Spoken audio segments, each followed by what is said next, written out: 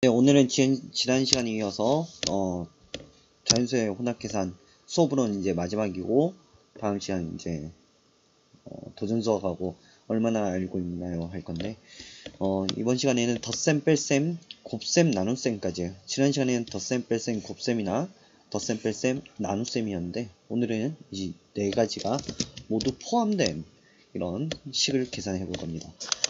지난 시간에 이 덧셈, 뺄셈, 곱셈 또는 덧셈, 뺄셈, 나눗셈이 있는 계산을 할 때 계산 순서, 혼합 계산의 순서에 대해서 3단계를 알려줬어요. 첫 번째가 괄호가 있는 식은 괄호부터, 두 번째 뭐였습니까? 곱하기 나누기였어요. 세 번째는 그 이후에는 앞에서 뒤로 차례대로 하자고 했습니다. 지난 시간 수업과 이어서 오늘 할 때도 마찬가지로 이 3단계를 따라서 갈 겁니다. 자, 보겠습니다.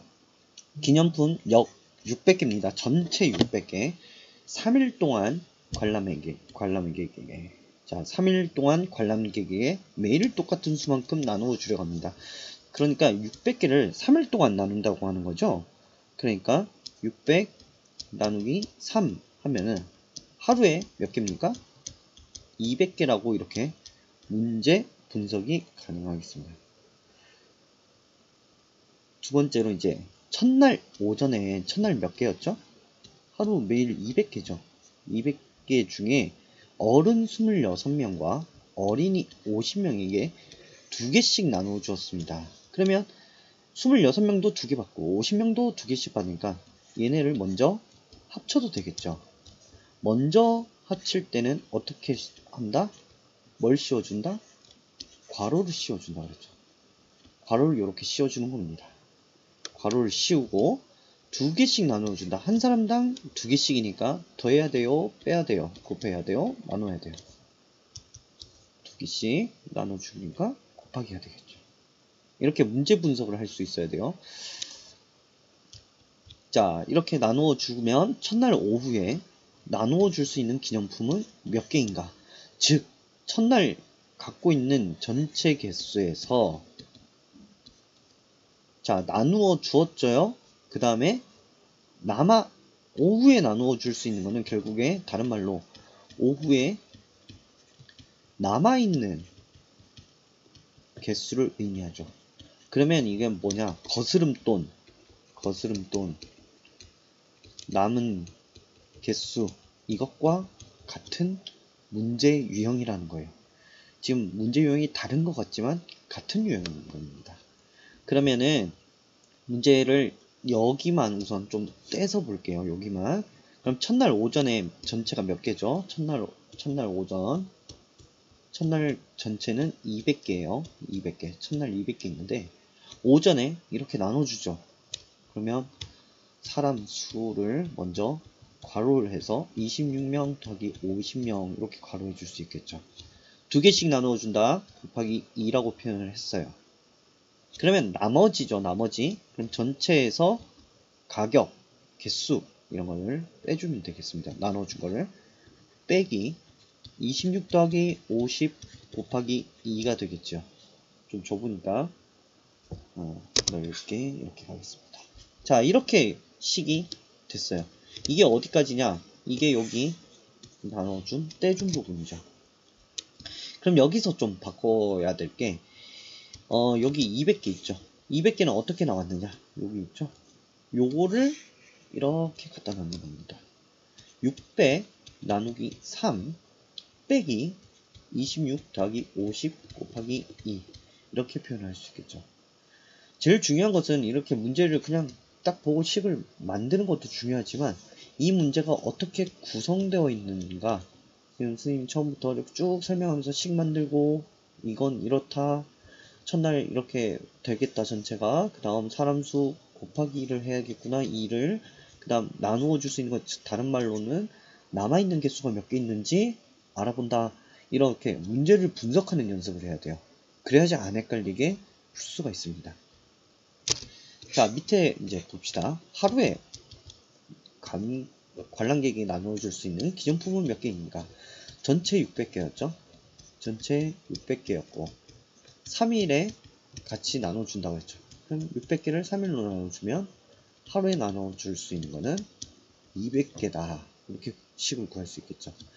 괄호를 사용하여 첫날 오전 관람객에게 나눠준 기념품은 몇 개인지 구하는, 아까도 선생님 설명을 했죠. 먼저 더해야 하는 식 또는 빼야 하는 식도 마찬가지예요. 그런 식에는 뭘 씌워준다? 괄호를 씌워준다고 했어요. 그래서 26명 더하기 50명, 그리고 2개씩 나눠주니까 곱하기 2 이렇게 구할 수 있겠죠. 이렇게 하면 몇입니까? 76 곱하기 2니까 152개가 되겠죠. 자, 첫날 오후에 나누어 줄 수 있는 기념품은 몇 개인지 하나의 식으로 나타내 보세요. 첫날 오후에 나눠 줄 수 있는 건 다른 말로 한번 생각을 해보면, 첫날 나누어 줄 수 있는 전체에서 뭘 빼준 겁니까? 오전에 나누어 준 수겠죠. 그럼 첫날 나누어 줄 수 있는 전체는 몇 개였어요? 200개였죠. 빼기 오전에 나누어 준 거를 해보면 26 더하기 50 곱하기 2가 되겠죠. 그러면 우리가 원하는 식은, 자, 200 빼기 26 더하기 50 곱하기 2라고 할 수 있어요. 근데 왜 마지막에 이거를 선생님 뭘로 바꿨죠? 600 나누기 2로 바꿨죠. 왜 그러냐? 이거는 덧셈, 곱셈, 또 덧셈, 뺄셈, 곱셈, 나눗셈을 모두 사용하기 위한 거기 때문에 이렇게 최대한 식을 만들어 준 겁니다. 자, 선생님 이거 괄호 왜 했어요? 자, 따로따로 되는 식은 가능하면은 이렇게 괄호를 씌워주면 조금 덜 헷갈리게 됩니다. 그래서 괄호를 이렇게 씌워주는 습관을 가지면 좋습니다. 자, 보면 덧셈, 뺄셈, 곱셈, 나눗셈이 섞여 있는 식에서는 곱셈과 나눗셈을 먼저 계산합니다. 이전에 뭘 해야 되냐면 괄호부터 해야 돼요. 볼까요? 괄호가 있으면 괄호 안을 가장 먼저 계산합니다. 나오죠? 중요합니다. 그래서 괄호가 있는 식은 항상 괄호부터예요. 자, 이 식에서는 우리가 찾아봐야 될 게, 자, 혼합계산 순서. 첫 번째 괄호, 두 번째 곱셈, 나눗셈, 세 번째 더하기, 빼기 또는 앞에서부터 차례대로 이렇게 나오고 있습니다. 자, 괄호가 여기 있으니까 이게 1번이에요. 7. 그 다음에 보면 여러분, 나누기, 이렇게 빼기, 곱하기가 있는데, 이렇게 보고 바로 할 수 있는 친구는 이렇게 하면 되겠네 라고 할 수 있는데, 그게 어려운 친구는 어떻게 하냐? 2 더하기 5는 7이 나왔죠. 옆에다 식을 좀 따로 쓸게요. 다시 이걸 7이라고 계산을 했는데, 여기서 이렇게 헷갈리는 친구들은 밑에다가 식을 그대로 쓰세요. 96 나누기 3 빼기 7 곱하기 4 이렇게 쓰세요. 왜 쓰냐? 이렇게 위에서 바로 보면 헷갈리는 친구들은 아예 이렇게 한번 더 써도 됩니다. 이게 오히려 여러분한테 정확하게 또는 실수를 적게 해줄 수 있는 방법이 될 수 있어요. 저는 여기서 계산이 가능한데요. 그런 친구는 그렇게 하면 됩니다. 자, 첫 번째 괄호를 끝냈죠. 두 번째 뭐 한다고 했습니까? 곱하기 나누기예요. 선생님, 여기는 곱하기 나누기가 두 개가 있어요. 여기는 곱하기, 여기는 나누기. 그럼 뭐부터 해야 돼요? 라고 할 수 있죠. 자, 책에는 지금 여기 보면 여기 2, 3이라고 나와 있잖아요. 상관없습니다. 2, 3 해도 되고, 사실은 이 둘 같이 하는 겁니다. 2번, 2번으로. 3번, 3번으로. 상관없어요. 뭘 먼저 하든. 왜냐? 곱셈을 먼저 하든, 이렇게. 나눗셈을 먼저 하든. 어차피 한 번씩을 더 해야 되거든요. 그렇기 때문에 앞에서 먼저 하든, 뒤에서 먼저 하든 상관없습니다. 자, 그러면은 2번부터, 여기 책에 나온 2번부터 해보면, 2번 했죠. 그 다음 7, 4, 28. 이렇게 하면 빼기. 만 남죠. 그러니까 그냥 빼주면 돼요. 4. 이렇게 빼주면 되겠습니다. 자, 지혜와 준기 중 누구의 생각이 옳은지 이야기해보고 그렇게 생각한 이유를 써봅시다 라고 했습니다. 자, 여기서 보면은 이 밑에 이런 거 다 지금 보지 말고, 우리가 지금 선생님하고 계속 3시간에 이어서 공부를 3번째 시간으로 하는데, 혼합계산 방법 순서 다시 한번 떠올려 봅시다. 이제는 완전히 습관이 됐을 거예요, 입이.